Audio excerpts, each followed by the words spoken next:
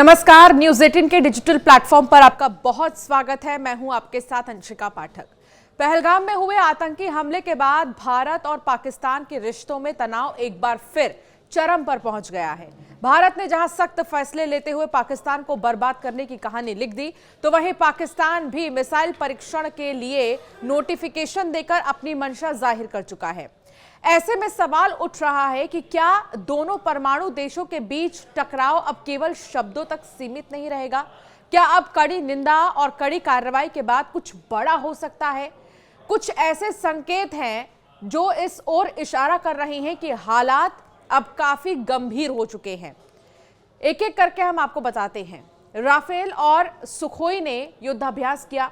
दोनों देशों में बढ़ते तनाव के बीच भारतीय वायुसेना ने संभावित युद्ध के लिए तैयारियां तेज कर दी हैं। इसी कड़ी में भारतीय वायुसेना ने अपने सबसे आधुनिक लड़ाकू विमान राफेल और सुखोई 30 के साथ युद्धाभ्यास किया।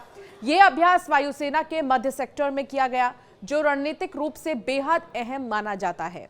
राफेल और सुखोई 30 जैसे घातक लड़ाकू विमानों की तैनाती ये दिखाती है कि भारत किसी भी स्थिति से निपटने के लिए पूरी तरह से तैयार है। दूसरा पॉइंट, 27 देशों के राजदूतों के साथ बैठक। भारत ने पहलगाम आतंकी हमले के पीछे पाकिस्तान का हाथ होने की जानकारी सीधे तौर पर दुनिया के सामने रख दी है। विदेश सचिव ने अमेरिका, ब्रिटेन, रूस, फ्रांस, चीन, जापान, जर्मनी जैसे देशों के राजदूतों को हमले की ब्रीफिंग भी दी। भारत के इस कूटनीतिक कदम से स्पष्ट है कि वो अब केवल प्रतिक्रिया नहीं बल्कि कार्रवाई की तैयारी में है। तीसरा पॉइंट, रूसी मीडिया की बड़ी चेतावनी। रूसी मीडिया में भारत और पाकिस्तान को लेकर एक बड़ी चेतावनी दी है। रिपोर्ट्स के अनुसार रूसी मीडिया ने कहा है कि दो परमाणु हथियारों से लैस देशों के बीच कुछ बड़ा होने वाला है। ऐसे बयान केवल मीडिया तक सीमित नहीं होते, बल्कि ये रणनीतिक संदेश भी होते हैं जो रूस जैसे देशों की खुफिया जानकारी और साथ ही कई सारे आकलन हैं जिन पर आधारित होते हैं। चौथा पॉइंट, मिसाइल टेस्ट के लिए पाक की ये हरकत। पाकिस्तान ने 24-25 अप्रैल के बीच अरब सागर में मिसाइल परीक्षण के लिए नोटिफिकेशन जारी किया। टेस्ट रेंज 480 किलोमीटर तक बताई जा रही है। इस प्रकार का NOTAM केवल युद्ध पूर्व सैन्य तैयारियों का हिस्सा नहीं होता, बल्कि ये एक राजनीतिक संदेश भी होता है, विशेषकर तब जब दुश्मन देश की सीमा पर तनाव चरम पर हो। राष्ट्रपति से मिले अमित शाह और जयशंकर। हमले के तुरंत बाद केंद्रीय गृह मंत्री अमित शाह और विदेश मंत्री एस जयशंकर ने राष्ट्रपति द्रौपदी मुर्मू से मुलाकात की। आमतौर पर ऐसी बैठकें तब होती हैं जब देश किसी बड़े फैसले की ओर आगे बढ़ रहा होता है। ये बैठक संकेत देती है कि भारत इस बार केवल निंदा से आगे बढ़कर निर्णायक कार्रवाई की दिशा में सोच रहा है। छठा पॉइंट, सरकार का सर्वदलीय बैठक बुलाना। रक्षा मंत्री राजनाथ सिंह की अध्यक्षता में बुलाई गई सर्वदलीय बैठक में सत्ता पक्ष और विपक्ष दोनों ने एक सुर में आतंकी हमले की निंदा की। कांग्रेस के अध्यक्ष मल्लिकार्जुन खड़गे और राहुल गांधी ने सरकार को पूरा समर्थन देने की बात कही। इससे यह स्पष्ट है कि पूरे देश का राजनीतिक नेतृत्व अब एकजुट होकर जवाब देने के मूड में है। सातवां, पीएम मोदी का बिहार से दिया गया संदेश। याद होगा आपको, प्रधानमंत्री नरेंद्र मोदी ने बिहार के मधुबनी से पाकिस्तान और दुनिया को दो टूक संदेश दिया। उन्होंने कहा कि यह हमला भारत की आत्मा पर हमला है और जो लोग इसके पीछे हैं उन्हें ऐसी सजा दी जाएगी जिसकी उन्होंने कल्पना तक नहीं की होगी। पीएम मोदी ने भाषण के अंत में अंग्रेजी में यह भी चेतावनी दोहराई ताकि दुनिया भर में इसका स्पष्ट संदेश पहुंच सके। पीएम मोदी का बयान और भारत सरकार के हालिया कदम ये साफ दर्शाते हैं कि भारत अब केवल हमलों का जवाब देने की नीति से हटकर आतंक के जड़ को खत्म करने की ओर बढ़ रहा है।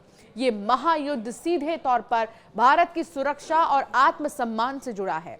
आतंक के सरपरस्तों के खिलाफ निर्णायक कार्रवाई अब बस कुछ ही समय की बात लग रही है। इन 6 बड़े संकेतों को देखा जाए तो ये कहना गलत नहीं होगा कि भारत और पाकिस्तान अब एक ऐसे मोड़ पर पहुंच चुके हैं जहां दोनों देशों के बीच संघर्ष टालना अब केवल कूटनीति के भरोसे नहीं छोड़ा जा सकता।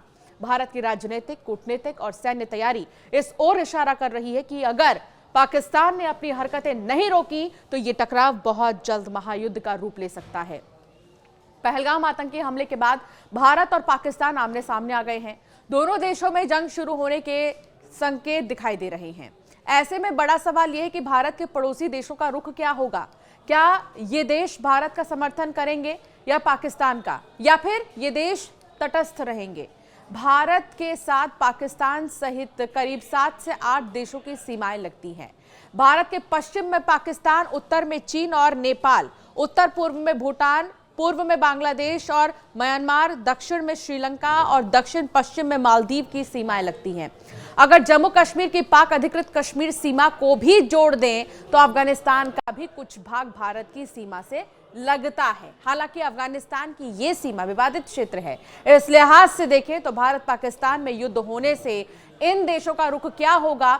सामरिक विशेषज्ञों की माने तो भारत और पाकिस्तान दोनों परमाणु हथियार संपन्न देश हैं। ऐसे में पड़ोसी देशों का रुख उनके रणनीतिक प्राथमिकताओं, ऐतिहासिक संबंधों और मौजूदा हालात के साथ साथ अंतर्राष्ट्रीय गठजोड़ पर निर्भर करेगा। यह तय है कि चीन कभी भारत का साथ नहीं देगा। बांग्लादेश के मौजूदा हालात भी कुछ अलग स्थितियां बयां कर रही हैं। ऐसे में श्रीलंका, नेपाल, भूटान, अफगानिस्तान और मालदीव जैसे देशों का संभावित रुख कई कारणों पर निर्भर करेगा। फिलहाल मौजूदा स्थिति को अगर हम देखें तो काफी ज्यादा हटकर नजर आ रहा है माहौल। जम्मू कश्मीर के पहलगाम में हुए आतंकी हमले के बाद भारत और पाकिस्तान के बीच तनाव चरम पर है। ऐसे में सवाल यही कि क्या यह तनाव एक युद्ध की शक्ल ले सकता है।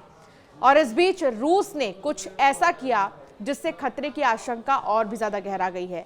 रूस ने अपने नागरिकों के लिए एक असामान्य यात्रा चेतावनी भी जारी की है, जिसने दुनिया का ध्यान अपनी ओर खींच लिया है। हालांकि अब ये देखना होगा कि इस पूरे मामले में भारत का साथ कौन देता है। और ये 6 पॉइंट्स जो हम आपको बता रहे थे, इससे तो यही लग रहा है कि क्या कोई महायुद्ध छिड़ने वाला है।